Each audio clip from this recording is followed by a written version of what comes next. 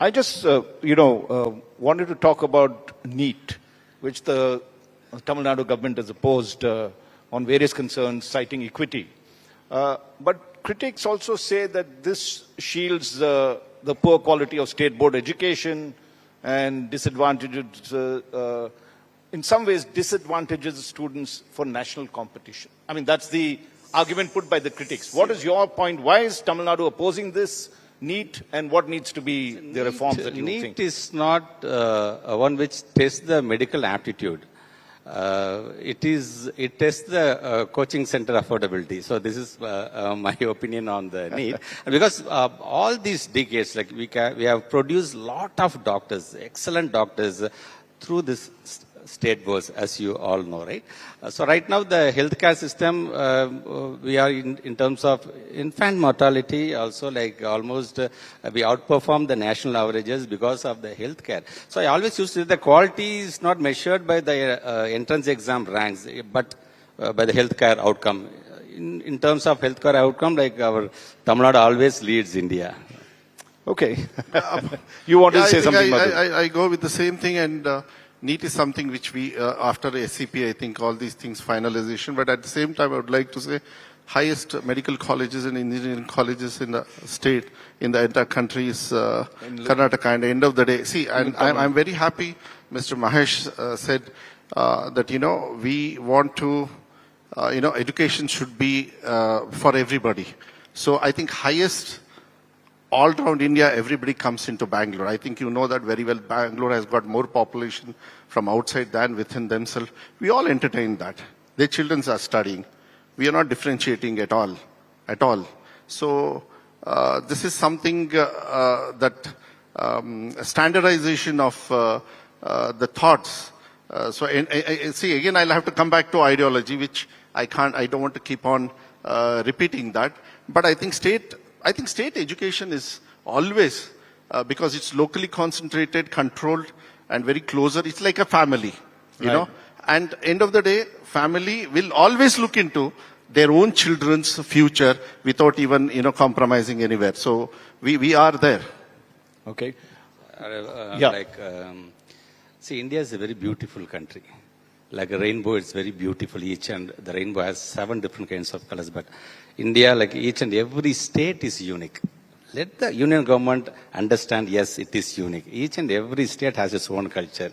Each and every state has its pride language. Each and every state has its social justice. So let the union government accept that. If they accept, and I think this kind of NEP won't come into our nation. Okay. We've got 3 minutes left, and I'll start with you, Anbil Mahesh, about the fact that while Tamil Nadu often cites social justice legacy, dropout rates and learning outcomes in government schools remain a cause for worry. Let's put it that way. So what does Tamil Nadu need to do in many senses to improve that? What is the model it has as an alternative to the NEP, which is actually talking a lot of these things? As I said earlier, we are not here choosing between the equity and excellence. We are achieving both.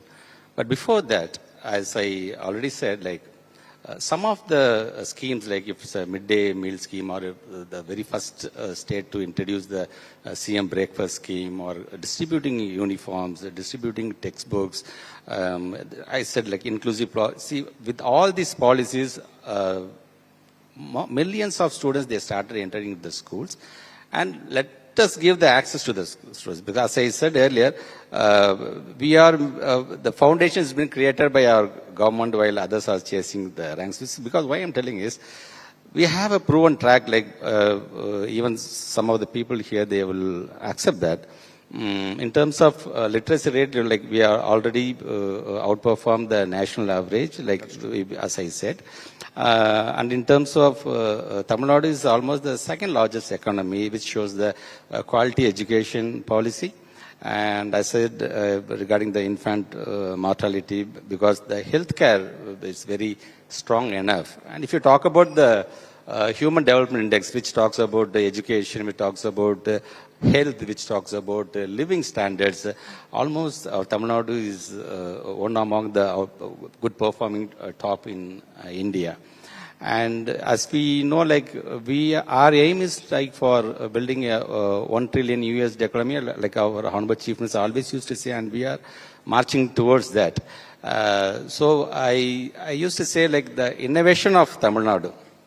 Innovation of Tamil Nadu is now the national model. Even if it is a breakfast scheme, even if it is the distribution of textbooks in 1980s, now we are talking about giving a uniform education to the entire more than 11 crore students in our nation. So here, like we don't copy national model, we create them and the nation follows us. So this is what because we have the proven track. Now I know why you're such a good politician. The election's going to happen next year. Because now the India is talking about the midday meals. I know. India is talking about the midday meals. I did mention the midday meal scheme, which did outstanding. That is the innovation of Tamil Nadu in 1925 itself. So there we lead, we didn't follow. So we have a proven track. That's why we are telling, don't put pressure on us. We are ready to give, we are having a proven track. We are ready to produce a lot of intellectual products. This is the seat where our GD Naidu's grandson said, we need to create lot of GD Naidu seats throughout our Tamil Nadu, not only Tamil Nadu, throughout the nation here. Okay, final word to you, Madhu. In terms of this dropout rates, let's address that because nationally there's been a concern that the dropout rates have actually increased. What is the performance of Karnataka and what are you doing as minister to ensure that the child stays in school? Since it's a closing statement, after me being the education minister, we have founded 2 levels of system where availability of medium was not completely there. That's the reason I have got in bilingual, where all the bilingual admissions have gone up, number 1. Number 2 is pre-primary. From Anganwadi to first standard, there was a break. So we have started LKG, UKG also. I just want to let you all know, within 42 days of 1,008 LKG, UKG, what we started last year, previous year, within 42 days, 48,000 children came into government school. Wow. 48,000. So it's a progress. So they have got confidence, but the facility was not there. Why their previous governments have not done, I'm not going to speak. I have teacher shortage. After I have come in 13,500 teachers recruitment, 18,000 I'm going to do as we are speaking now. But one more thing I'll tell you, when we say ideology, you know what kind of ideology we have started? We have started teaching constitutional preamble from the age of first standard. First standard, a child, you can say the thing. Every school in Karnataka state, in the morning prayers, they have to compulsory read, or they have already, learned preamble of our constitution. That is where we belong. This is the one which is going to make us all sit like this. We all are common.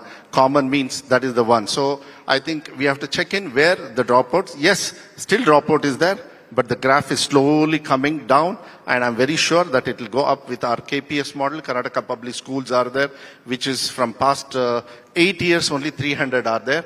But just 4 days before, Cabinet has approved for 3,200 crores for 800 Karnataka public school with a capacity, higher capacity of 1,200 schools of 14 years of studying from pre-primary to 12th standard. That's what I think. These things will come in and then give the necessity education what everybody needs in our state or anywhere else.